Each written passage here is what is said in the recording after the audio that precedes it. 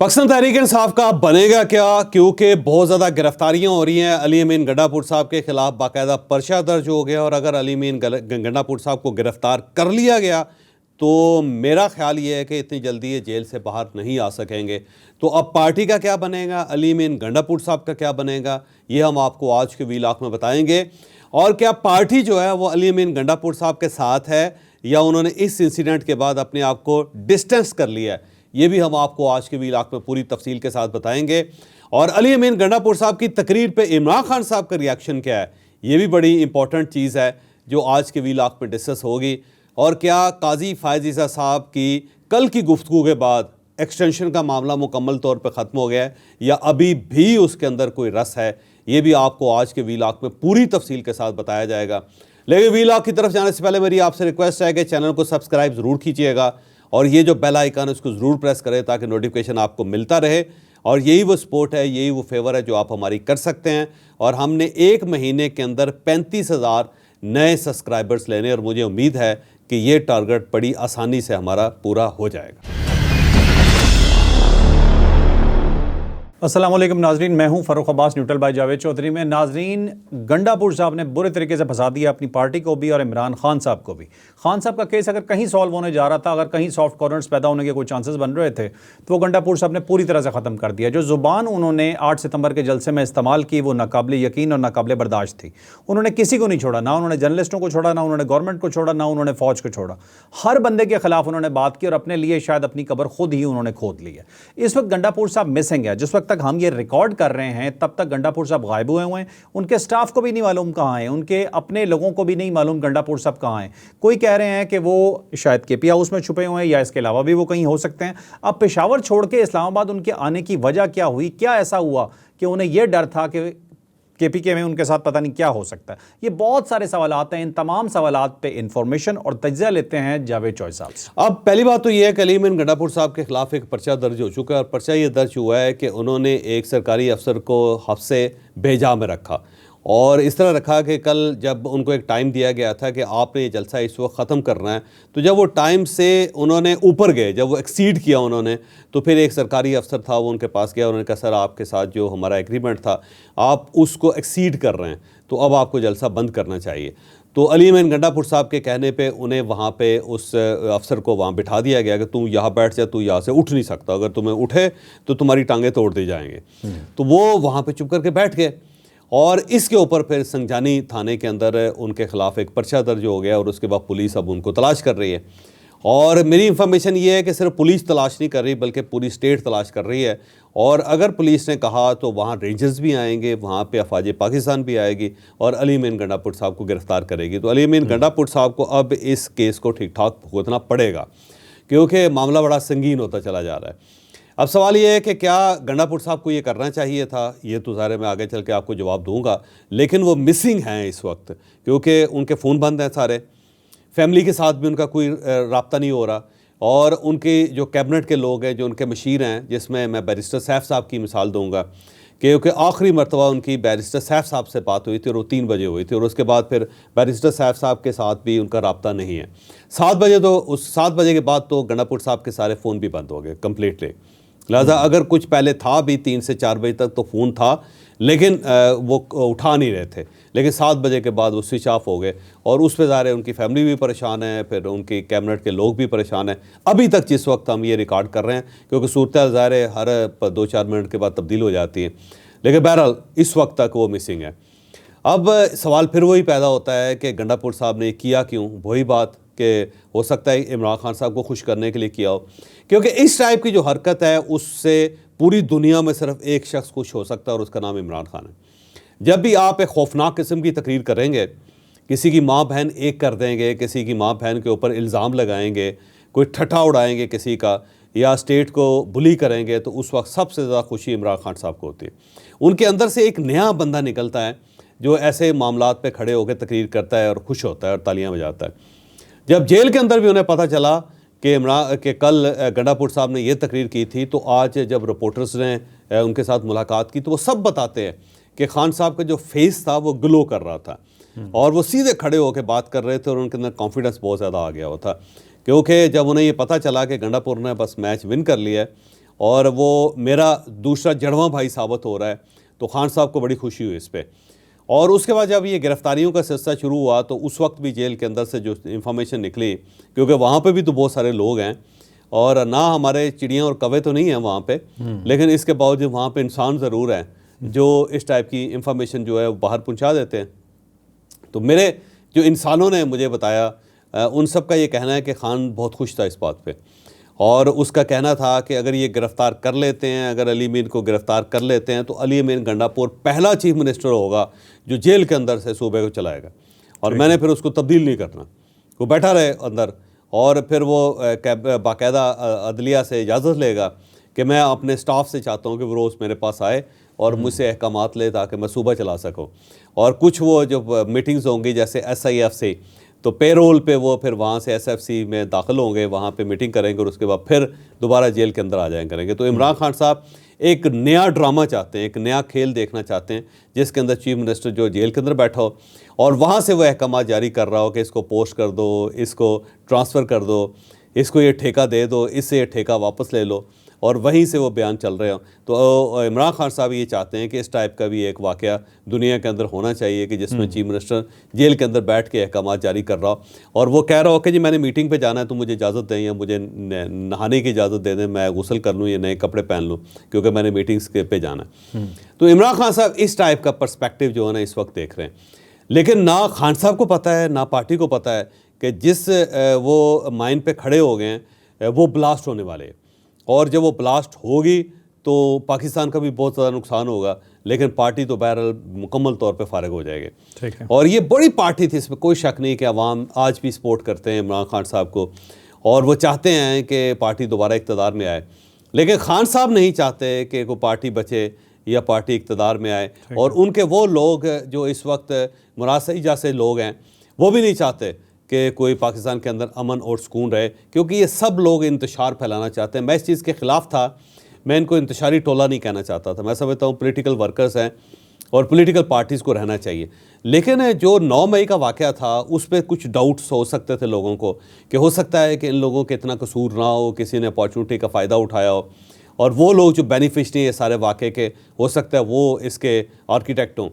लेकिन ये जो कल कहा गया ना, वैसे फ़र्क ये इंतहा है। तो ऐसा लगता है कि वाकई 9 मई के ज़िम्मेदार भी ये हैं कि उससे बहुत सारी चीज़ें खुल के सामने आ गई, क्योंकि जो एजेंडा है, जो फाशिज़म है, जो अली अमीन गंडापुर की ज़ुबान से निकला, और जो खालिद खुर्शीद है उनके जो पुराने चीफ मिनिस्टर हैं गिलगित बल्तिस्तान के, जो कुछ उन्होंने कहा, मैं नहीं समझता कि पाकिस्तान की हिस्ट्री में या किसी और मुल्कों की हिस्ट्री में भी इससे भी आगे।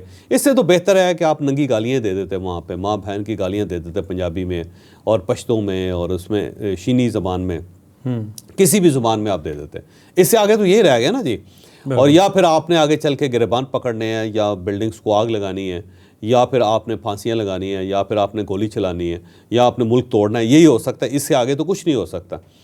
तो मेरा नहीं ख्याल कि कोई सही दिमाग ये काम कर सकता है। अब पार्टी के जिस बंदे से भी कहा जाए, पूछा जाता है, वो कहता है जी उस वक्त वो सेंसेस में नहीं थी। मैंने कहा सेंसेस में नहीं, क्या मतलब? वो कहता है जी हो सकता है शहद के नशे में हो, तो इस वजह से। जो मेरे लिए, मेरा नहीं ख्याल कैसा होगा, क्योंकि वो तो क्लेम करते हैं, वो तो दावा करते हैं, वो तो कसम खाते हैं कि जी मैंने तो कभी शराब पी नहीं। तो लेकिन वो नॉर्मल नहीं थी बात जो कर रहे थे। आप उनका लहजा देखें को उसके अंदर नॉर्मलसी नहीं है, जो हम कह सकते हैं कि नॉर्मल बिहेवियर है, एबनॉर्मल बिहेवियर है जो कुछ उन्होंने किया। बहरहाल अब पार्टी के जो लोग हैं, गौहर खान हैं या उमर अयूब हैं, फिर उसके साथ साथ अली मोहम्मद ख़ान हैं, फिर डॉक्टर महमद साहब हैं, जो हमायूं महमद हैं, बहुत सारे लोग जो सेंसिबल हैं पार्टी के अंदर, वो अपने आप को ज़रा डिस्टेंस पे रख रहे हैं अली अमीन गंडापुर साहब के। वो ये कह रहे हैं कि ऐसा नहीं होना चाहिए था, क्योंकि बड़ी मुश्किल से हमें स्पेस मिली थी और हमें जलसा करने की इजाज़त मिली। इससे पहले तो 22 अगस्त को तो जलसा करने की इजाज़त भी नहीं मिल रही थी, और उस जलसे को कैंसिल करके इमरान खान साहब ने एक स्पेस हासिल की थी, और उसमें अली अमीन गंडापुर साहब का हाथ भी था। लेकिन उस स्पेस को चाहिए था पार्टी को कि उसको ज़रा वाइडर करती, उसको ज़रा बड़ा बढ़ाती, ताकि फ़ायदा होता इनको, और इनका जो लिंक 12 हुआ था वो लिंक इनका इंटैक्ट रहता। लेकिन उसके बजाय इन्होंने वो स्पेस मुकम्मल तौर पे ख़त्म कर ली। अब ज़रा जलसा करके दिखाया पाकिस्तान तहरीक इंसाफ। ये जो कह रहे हैं ना कि पंजाब में जाएंगे, अब ये अनाउंस तो करें, अब जलसा नहीं होने देगा कोई यहाँ पे। ना कोई गवर्नमेंट होने देगी, ना कोई स्टैब्लिशमेंट होने देगी, ना कोई रियासत होने देगी। और उसकी वजह मैं जो हीट दूसरी साइड पे देख रहा हूँ वो ज़्यादा ख़तरनाक है, वो सीधी है, क्योंकि अब है पंजाब वाली हर तरफ से, रियासत की तरफ से भी, पंजाब की तरफ से भी। अब तो मेरा ख्याल है नून लीग के अंदर से भी आवाज़ें आनी शुरू हो गई हैं कि ये हम किस किस्म की हरकतें कर रहे हैं। इससे तो बेहतर था कि हम वही हो जाते जो ऐसे तालियां बजाते हैं, उससे तो बेहतर ये था कि हम वो हो चुके हैं। तो अब उधर से भी देखिएगा स्ट्रेंथ पकड़ेगी पॉलिटिकल वर्कर्स जो हैं, पीपल्स पार्टी के हैं, नून लीग के हैं, क्योंकि उन सब की सर्वाइवल का भी अब इशू बन गया और रियासत जो है ना वो सीधी होगी। अब रियासत के लिए ये चीज़ें बर्दाश्त करनी मुमकिन ही नहीं रही, क्योंकि अगर आप इस चीज़ का मौका देते हैं तो ये तो पाकिस्तान तोड़ देंगे बड़ी आराम से। आप देखिएगा इस्लामाबाद के अंदर आके वो कब्ज़ा कर लेंगे और आके फिर उसके बाद जो कुछ होगा वो आपके सामने, और यही चाहते हैं। तो रियासत जो है ना अब बिल्कुल जिसको पंजाबी में कहते हैं नको नाको हो जाना, नको नाको हो गई। अब ये स्पेस नहीं मिलेगी और दोनों लोगों को फैसला करना पड़ेगा कि वो पाकिस्तान तहरीक इंसाफ के किस विंग के साथ हैं, क्या वो एक सेंसिबल विंग के साथ हैं, और फिर उन लोगों को अलग करके पार्टी फिर वो चलाएंगे। और ये भी फैसला करना पड़ेगा कि ये शेर अफजल मरवत के लोग हैं, या ये अली अमीन गंडापुर हैं, या ये इस टाइप के इस कमाश के लोग हैं, ये खालिद खुर्शीद जैसे लोग हैं जिनको ना ज़ुबान के ऊपर काबू है, ना उनको दिमाग के ऊपर काबू है, ना उनकी हरकतें कंट्रोल में हैं। तो ये मेरा ख्याल है पार्टी अब डिवाइड होने वाली है। जो सेंसिबल ग्रुप है ना, जैसे MQM पाकिस्तान है, तो ये जो PTI पाकिस्तान है ना, वो मेरा ख्याल है बचेगी अब। ठीक है। अब ये जो दूसरा इंतशारी टोला है, इसको तो मेरा नहीं ख्याल कि अब टॉलरेट किया जाएगा। तो ये बड़ा खौफनाक हो चुका है मामला सारा। तो अली अमीन गंडापुर साहब जो हैं वो दुबक के बैठे हुए हैं KP हाउस में। मुझे लगता है कि वो KP हाउस से निकलने की गलती करेंगे, और नहीं करेंगे तो तब भी वैसे अंदर से जाके अब उनको गिरफ्तार किया जाएगा। एक खौफनाक मैसेज जो है मेरा ख्याल देना पड़ेगा। इसके अलावा ऑप्शन कोई नहीं है कि आप इस टाइप की बात करें और उसके बाद आप घर में बैठे रहें, ये मुमकिन नहीं है। अच्छा जॉय साहब, मैं यहीं पे क्वेश्चन पूछना चाहता हूँ आपसे। कल सील कर दिया गया रेड जोन, पुलिस खड़ी होगी पार्लियामेंट हाउस के बाहर जाके, और उन्होंने शेर अफजल मरवत साहब को गिरफ्तार कर लिया, गौर खान साहब को गिरफ्तार कर लिया, शोएब शाहीन साहब को उनके घर से उठा लिया, और उसके बाद जरताज गुल को गिरफ्तार करना है, उमर अयूब को गिरफ्तार करना है। कुल मिला के अभी तक पुलिस कह रही है कि 9 बंदों की लिस्ट तो उनके पास मौजूद है जो गिरफ्तारियाँ जिनकी होनी है। इधर से अली अमीन गंडापुर साहब वहाँ पेशावर से आके इधर बैठ जाते हैं। ये क्या PTI के खिलाफ पूरा क्रैकडाउन शुरू हो चुका है? मेरा ख्याल है क्रैकडाउन हो गया है, और जिन जिन लोगों ने जो कहा है ना वो सारा सामने आने वाला। दूसरा, कुछ ऑडियोज़ और वीडियोज़ आने वाली हैं, और शायद रात जिस वक्त हम ये रिकॉर्ड कर रहे हैं उस वक्त ये सिलसिला शुरू भी हो जाए। खान साहब की जो बहुत सारी ऑडियोज़ हैं जो रोकी हुई थी कि शायद मामला सेटल हो जाए, मेरा ख्याल है वो रिलीज़ हो रही है। और अली अमीन गंडापुर साहब की ऑडियो और वीडियोज़ जो है ना वो भी रिलीज़ हो रही है। और जो उनका ताल्लुक़ था जनरल फैज़ हमीद साहब के साथ, वो भी मेरा ख्याल है अब ज़्यादा देर खुफिया नहीं रह सकेगा, वो भी अब सामने आएगा। फिर कुछ इनके केसेस हैं वो भी अनकरीब सामने आ रहे हैं। शायद बच्ची का रेप है, उसके अंदर शायद इन्होंने कुछ सपोर्ट किया किसी को। अच्छा। वो चीज़ भी बड़ी खौफनाक है, वो भी सामने आने वाली है। और पार्टी के अंदर जो वहाँ पे दराड़ है खैबर पख्तूनख्वा के अंदर, अब वो भी वाइडर हो रही है, वो भी सामने आ रही है। और हो सकता है वहाँ पे रियासत चाहे या वफाक चाहे कि या तो वहाँ पे गवर्नर राज लगा दिया जाए, या फिर कुछ सेंसिबल आदमी जो उसे चीफ मिनिस्टर बनाया जाए, जैसे आतफ खान जैसे लोग हैं, उनको जो वाकई चाहते हैं कि रियासत चले, जो वाकई चाहते हैं कि सूबा चले। तो तब्दीलियाँ बहुत ज़्यादा आ रही हैं। तो मेरा ख्याल है वो जो सितंबर का महीना कहते थे ना बड़ा ख़तरनाक है खान के लिए, मुझे ये लगता है कि पूरी पार्टी के लिए ख़तरनाक हो गया अब ये। ठीक है। और गंडापुर साहब ने ये जो हरकत की है, आपके ख्याल में इसमें क्या हो सकता है? 2 पॉइंट्स आप ही ने बताए थे कि एक तो ये खान साहब को खुश करने के लिए हो सकता है, और दूसरा इन्होंने शहीदों में नाम लिखवाया है अपने कि भाई ऑलरेडी फंसने जा रहे थे, इन्हें पता लग गया कि मेरी चीफ मिनिस्ट्री मेरा ख्याल है दोनों हुए होंगे कि खान को खुश रखना भी गंडापुर का। लेकिन एक बात है कि मेरा ख्याल है इस्टेब्लिशमेंट को भी इससे बहुत सारी नई चीज़ों का अंदाज़ा हुआ होगा। वो ये समझ रहे थे कि गंडापुर साहब इनके साथ हैं और ये समझदार आदमी हैं और इस लेवल तक मामलात को ख़राब नहीं करेंगे। लेकिन जब उन्होंने ये तकरीर सुनी तो उनको भी लग पता गया होगा कि ये पार्टी के जो गलत लोगों को वो सपोर्ट करते हैं या उनसे अच्छी उम्मीदें रख लेते हैं, वो बड़ी बेवकूफ़ी है। ठीक है। और जनरल फैज़ से इनका कोई नेक्सस पकड़ा गया? वो पकड़ा गया और सामने आएगा। और जो फैसलवाड़ा साहब बात कर रहे हैं वो गलत नहीं है, क्योंकि फैसलवाड़ा साहब ने तो ये कह दिया कि अरशद शरीफ जो है उसके कत्ल में जनरल फैज़ हमीद का हाथ था। तो ये बात मुझे दुरुस्त लगती है, क्योंकि जो आने वाले वक्त में जब चीज़ें सामने आएंगी ना तो आप हैरान ही रह जाएंगे। उस वक्त DGISI तो नहीं थे जनरल फैज़ हमीद साहब, वो तो कोर कमांडर थे, बदल गए थे यहाँ से, लेकिन उनके पास बहुत सारे इख्तियारात और इन्फॉर्मेशन थी और उन्होंने ही अरशद शरीफ को मुल्क से बाहर भिजवाया था और उन्हीं के कहने पे वो मुल्क से बाहर गए थे। तो ये चीज़ें जो अब सामने आने वाली हैं, जब सामने आएंगी तो मेरा ख्याल है बहुत सारे लोगों के छक्के छूट जाएंगे। और ये हमारी सोच से बड़ी साजिश। ये हमारी सोच से बड़ी साजिश। ठीक, अब चलते हैं जी अपने अगले टॉपिक की तरफ। खान साहब ने आज गुफ्तगू की है जी, उनके बड़े कुछ अहम पॉइंट्स हैं। वैसे तो ये वो बातें करते रहते हैं, लेकिन इस सिनेरियो में ये ज़रा इंपॉर्टेंट हो जाता है। उन्होंने कहा जी कि जनरल आसिम मुनीर साहब के बारे में उन्हें मालूम था कि उन्होंने लंदन एग्रीमेंट किया है नवाज शरीफ साहब के साथ रिटर्न, और जब मैंने उन्हें ये पैगाम पहुंचाया कि मुझे ये एग्रीमेंट के बारे में मालूम है, तो खान साहब ने आगे से जनरल आसिम मुनीर ने कहा कि मैं न्यूट्रल रहूँगा, मेरा इससे कोई ताल्लुक नहीं है सियासत से। लेकिन वो नहीं रहे। एक तो खान साहब ये कह रहे हैं। दूसरा जी, खान साहब ने ये कहा है जी कि 22 अगस्त का जो जलसा था सुबह 7:30 बजे आज़म सवाती साहब को खान साहब के पास भेजा गया, और आज़म सवाती साहब ने जाके खान साहब को रिक्वेस्ट की कि खुदा के नाम पे आप ये मुल्क को बचाने के लिए कैंसिल कर दें, और ये एस्टैब्लिशमेंट कह रही है, एस्टैब्लिशमेंट का पैगाम दिया। तो खान साहब ने आज वो बात भी खोल दी कि 22 अगस्त को हुआ क्या था। तो ये चंद एक इंपॉर्टेंट बातें हैं चौधरी साहब। बेसिकली अब मैं ये जानना चाहता हूं कि खान साहब बेसिकली आप चाहते क्या हैं, करना क्या? 22 अगस्त की खबर तो हमने दी थी। सबसे पहले हमने बताया था कि इमरान खान साहब और एस्टैब्लिशमेंट का पहले रब्ता हुआ है, फर्स्ट रब्ता हो गया, और उसमें जलसा जो मुलतवी किया गया वो ये खान साहब को कहा गया है कि आप मुलतवी कर दें, और अगली जो तारीख होगी उस पर आपका जलसा ज़रूर होगा, उसे रोका नहीं जाएगा। तो देखें, जलसा भी 8 सितंबर का हुआ, जो बार बार मैं कह रहा था कि 8 सितंबर का जलसा ज़रूर होगा। उसकी वजह यह कि एग्रीमेंट हुआ था एक कि आप ये ख़त्म कर दें और अगला आप ले लें। तो खान साहब ने खुद अपने बाई चॉइस जो है ना 8 सितंबर का लिया। वो 6 सितंबर को चाहते थे, लेकिन उनको बताया गया 6 सितंबर को भी देना है और वो मुनासिब नहीं है, तो उस पर 8 सितंबर पे वो खुद एग्री किए। तो वो कह रहे हैं कि जी आज़म स्वाति साहब मेरे पास आए थे, जबकि ये अली मेन गंडापुर साहब ने रात को वक्त उन्हें फ़ोन किया था और उन्होंने कायल किया था, और उसके बाद फिर आज़म स्वाति साहब जो है ना उनको बुलाया गया था काउंटर चेकिंग के लिए। उनको 6 लोगों की लिस्ट दी गई थी, उन्होंने बताया गया कि आप किसी से पूछ लें, तो उन्होंने आज़म स्वाति का नाम लिया था कि इसे सुबह भेजें, और आज़म स्वाति साहब को रात पर जगा के कहा गया था कि आपने सुबह 6 बजे जेल जाना है। तो वो 6 बजे वहाँ जेल के सामने थे। 7:30 बजे उनकी इमरान खान साहब से मुलाकात हुई थी, और उन्होंने बताया कि बात दुरुस्त है और अली मेन गंडापुर भी ठीक कह रहा है, और बाकी इस्टेब्लिशमेंट जो हमें कह रही है कि आप इस तारीख को बदल लें क्योंकि फसाद हो सकता है इस्लामाबाद के अंदर। तो ऐसा ना हो कि एक जो 9 मई है एक दोबारा एक कोई अगस्त भी आपको ठुक जाए। तो उससे बचने के लिए बेहतर है कि हमें ये बात मान लेनी चाहिए। बल्कि आज़म स्वाति साहब ने ये भी कहा कि जब हमसे वो रब्ता कर रहे हैं तो हमें इस हाथ को पकड़ लेना चाहिए, हमें इनकार नहीं करना चाहिए, हमें इसका बड़ा फ़ायदा होगा। तो उसके बाद खान साहब ने कहा कि आज़म स्वाति को कि आप ही अनाउंस करें, क्योंकि गौर खान साहब ये करने के लिए तैयार नहीं थे, और ना अली अमीन गंडापुर ये कहने के लिए तैयार थे।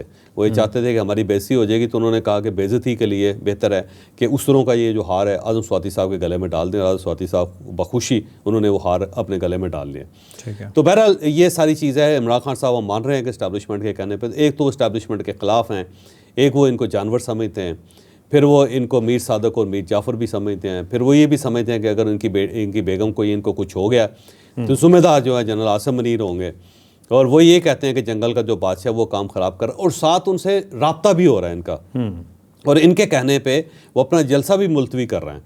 भाई अगर आप इतनी ही नफ़रत करते हैं, आपको इतना ही एतराज़ है, तो आप फिर उनके कहने में जलसा क्यों मुअत्तल कर रहे हैं अपना, या फिर आप उनके रब्ते में क्यों हैं? तो ये अजीब सी बात लगती है। ये इमरान खान साहब की असल सोच को जाहिर करता है।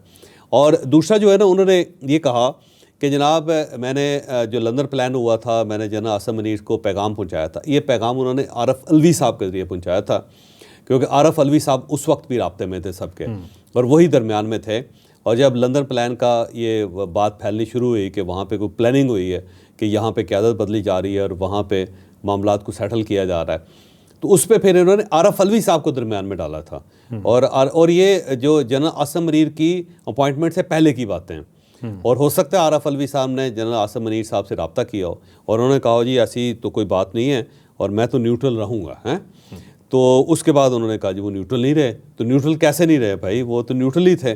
मेरा ख्याल है, आप यकीन करो कि मैं इतने अरसे से जर्नलिज्म में 32 ईयर्स से जर्नलिज्म में हूँ, सिर्फ एक टाइम मिला है 32 के अंदर, 32 साल के अंदर, जिसमें वाकई इस्टेब्लिशमेंट जो है वो बैरक्स में वापस गई, जिसने अपने मुकम्मल तौर पे अपने आप को पुल आउट किया था। और वो जनरल आसिम मुनीर के बाद हुआ। जब जनरल आसिम मुनीर की अपॉइंटमेंट हुई, जब वो आर्मी चीफ बने, तो उन्होंने पहला ऑर्डर ये दिया था कि तमाम लोग जहाँ जहाँ पॉलिटिकली इन्वॉल्व हैं फौरी तौर पे बाहर निकलें, और अगर कोई ना निकला और मुझे पता चल गया तो मैं कोर्ट मार्शल कर लूँगा उसका। ठीक। तो आप यकीन करो कि फर्स्ट 6 मंथ्स जो है ना, उसके अंदर वाकई किसी जगह पे इंटरफेरेंस नहीं थी इस्टेब्लिशमेंट की, और मुकम्मल तौर पे सियासतदानों के हाथ में था। और खान साहब यही तो चाहते थे कि इंटरफेरेंस हो, लेकिन उनके हक में। लेकिन वो जब बाहर निकले और 6 मई तक 9 मई के वाक़यात तक 9 मई के वाक़यात इस्टेब्लिशमेंट वाकई किसी जगह पे नहीं, और ये बात बिल्कुल दुरुस्त है। खान साहब से पूछ लें आप, इनकी पाकिस्तान तहरीक इंसाफ से पूछ लें आप, तमाम चीफ मिनिस्टर से पूछ लें। मेरी सबसे मुलाकातें हुई, मैंने पूछा, उन्होंने कहा जी वाकई पहला जो 6 मंथ था वाकई इस्टेब्लिशमेंट नहीं थी उसके अंदर, जनरल आसिम मुनीर साहब की अपॉइंटमेंट के बाद। लेकिन जब 9 मई का वाक़या हुआ तो उसके बाद फिर इस्टेब्लिशमेंट जैसी आई है फिर आई है। फिर वो क्लेम करते हैं और फिर वो इनकार भी नहीं करते, वो कहते हैं जी हम हैं, हम हर जगह पे इन्वॉल्व हैं अब, और हम पीछे नहीं हट रहे, और वो पीछे हट भी नहीं रहे, क्योंकि जो स्पेस दी गई थी उसके अंदर जो वाक़या हुआ वो आपके सामने है। वो 9 मई हो गया, क्योंकि ये तो कोर कमांडर के घर तक चले गए, तोड़ फोड़ के उन्होंने बराबर कर दी हर चीज़। 22 जो मकामात थे उसके 200 तो हमले किए, 200 टोटल हमले किए, 22 मकामात हैं फ़ौज के जो इन्होंने उड़ा के रख दिए वहाँ पे। तो अब उसके बाद भी अगर इस्टेब्लिशमेंट सामने नहीं आएगी तो कब आएगी? ठीक है, क्योंकि अगर वो ना आती तो अब तक तो पाकिस्तान गया था, फारिग हो गया था। उनके घर पे हमला कर दिया, उनके घर के तो वो जनरल आसिम मुनीर से जो उन्होंने रब्ता किया था आरफ अलवी साहब ने, और जनरल आसिम मुनीर ने कहा था कि मैं न्यूट्रल लूँगा, तो न्यूट्रल वो रहे हैं 6 महीने। ये इमरान खान साहब का कमाल है कि उन्होंने उनको न्यूट्रल रहने नहीं दिया। उसके बाद घसीट के वो दोबारा ले आए उनको, ठीक, अब वो लें, अब वो आ गए, वैसे सिस्टम के अंदर हैं वो फिर। अच्छा चौधरी साहब, एक चीज़ बताइएगा कि अभी खान साहब क्या फ्रस्ट्रेट तो नहीं हो रहा है? सॉफ्ट मैसेजेस भिजवाए, कुछ अच्छी अच्छी बातें भी की खान साहब ने, कुछ कंपेन भी कम करवाई, उसके बाद उन्हें लग रहा था कि शायद फ़ौज मुझे माफ़ कर देगी या मेरे हक में आ जाएगी, और रिजल्ट उसके ऑपोजिट हो गया। इसके लिए ये इतना हार्श हो रही है पीटीआई? मेरा ख्याल है कि इमरान खान साहब ज़्यादा अब फ्रस्ट्रेट हो रहे हैं, वो थक गए हैं जेल के अंदर ना, तो वो चाहते हैं कोई हंगामा हो, और इस हंगामे का जो मकसद है वो यही है कि मुझसे रब्ता किया जाए। ठीक है, हाँ जी, कि चलो डर के ही रब्ता करें, या टूट फूट हो रही हो तो चलें गए जी खान को राज़ी करो, खान को इंगेज करो, तो वो इंगेजमेंट चाह रहे हैं, और इस पे वो इस लेवल तक जा रहे हैं। अच्छा जो साहब, आखिरी टॉपिक पे जाने से पहले एक छोटा सा सवाल और करना चाहूँगा, क्या पंजाब में हमला करेंगे?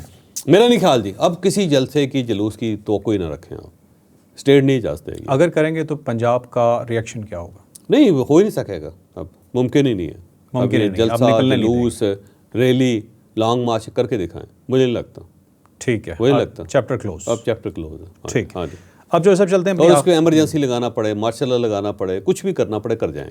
और अदलिया से क्योंकि बहुत फ़ायदा होता है, कोई ना कोई अच्छा रिलीफ मिल जाता है पाकिस्तान तहरीक इंसाफ को, मेरा ख्याल है वो भी नहीं मिलेगा, क्योंकि ये जलसा जो ना अदलिया के साथ भी हुआ था ना, अदलिया ने कहा कि करने दें इनको, तो उन्होंने कहा जी लोग कर लें जी सर, कर लें, देख लो क्या हुआ, देख लो क्या हुआ। ठीक है, अब लास्ट टॉपिक जो है हमारा, हम आखिरी टॉपिक की तरफ आ गए हैं नाजरीन। लास्ट टॉपिक है हमारा, काजी फाइज साहब ने कहा कि मैं एक्सटेंशन नहीं लेना चाहता, कि इवन अगर 3 साल की ओवरऑल मुद्दत बढ़ जाती है तमाम सरकारी मुलाजमीन की, उसके बावजूद किसी और को बना दें, मैं नहीं लूँगा। उस सूरत हाल में अगर बढ़ जाती है तो काजी साहब क्या कर सकते हैं? क्योंकि वो उन्हें तो बताया जाएगा कि आपकी 3 साल बढ़ गई है। और इसके अलावा कि अगर काजी साहब नहीं लेते तो ये गवर्नमेंट इतनी बजट क्यों है इस एक्सटेंशन को देने पे? गवर्नमेंट को क्या फ़ायदा है इस चीज़ से? ये बड़ा इंपॉर्टेंट क्वेश्चन है, ये डिस्कस करते हैं। हमने कुछ अर्से पहले एक व्लॉग किया था जिसके अंदर मैंने कहा था कि एक प्लान तैयार है गवर्नमेंट का, एक पूरा बिल तैयार है जिसमें वो तमाम सरकारी मुलाजमीन को 3 साल की एक्सटेंशन दे रहे हैं उनके उहदों से, और तमाम सरकारी मुलाजमीन के अंदर ब्यूरोक्रेट्स भी शामिल हैं, फिर उसके अंदर अदलिया भी शामिल है, फिर उसके अंदर आर्मी भी शामिल है, बल्कि तमाम आर्म फोर्सेस जो हैं वो सारी की सारी शामिल हैं। उनके जितने चीफ्स हैं उन सबको 3-3 साल मज़ीद मिल जाएंगे, और आपको एक्सटेंशन देने की ज़रूरत नहीं रहेगी। और काजी फायज़ साहब ज़ाहिर है वो भी इसके अंदर, उनको भी फ़ायदा हो जाएगा। लेकिन जब काजी फायज़ साहब ने इनकार किया तो उसके बाद गवर्नमेंट बैकफुट पे चलेगी, क्योंकि गवर्नमेंट को ख़तरा ये है कि जब काजी फायज़ साहब नहीं लेंगे तो जस्टिस मंसूर अली शाह साहब जो हैं वो जब आएंगे तो उनको और 3 साल मिल जाएंगे, तो वो तो बड़ा लंबा टर्न्योर हो जाएगा, और उस वक्त तक पता नहीं कितनी गवर्नमेंटें फ़ारिग हो जाएंगी यहाँ पर। तो इसलिए थोड़ा मामला रुका हुआ है, और इन सब की ख्वाहिश है कि काजी फायज़ साहब इसे एक्सेप्ट कर लें, लेकिन काजी साहब ने कल दोबारा इनकार कर दिया, और बड़ा बोल्डली उन्होंने इनकार किया।